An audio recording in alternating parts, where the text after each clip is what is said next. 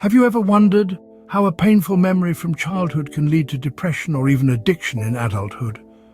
It's a question that's puzzled psychologists and neuroscientists alike for decades. The answer lies not just in the realm of the psychological, but also in the physiological. Let's take a journey into the human mind and heart. Childhood trauma, whether it's emotional, physical, or psychological, can leave lasting scars that extend far beyond the realm of memory. These scars can manifest themselves in various ways, from depression to addiction, and often these are intertwined.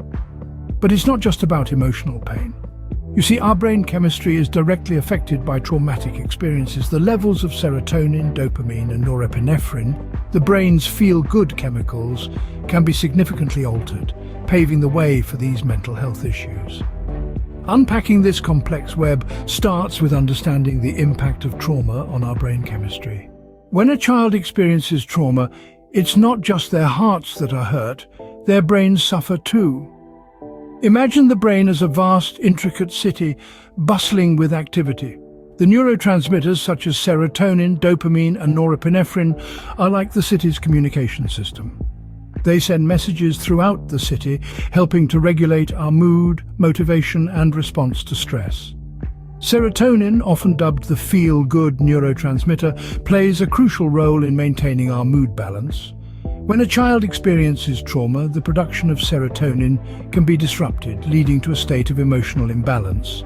This can manifest as persistent feelings of sadness or a lack of interest in previously enjoyed activities, classic symptoms of depression.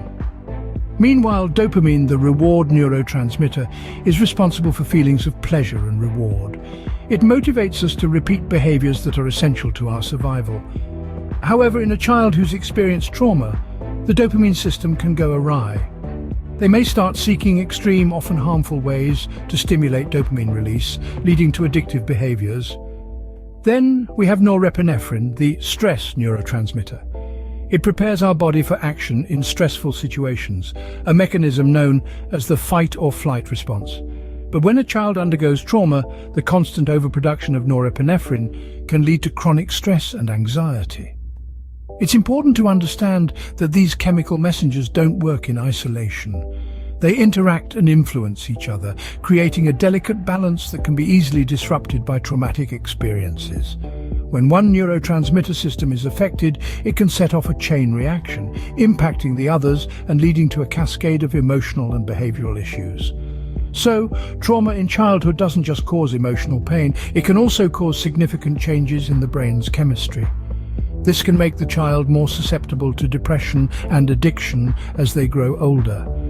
So, trauma in childhood can set up a cascade of chemical changes in the brain that can lead to depression and addiction in later life.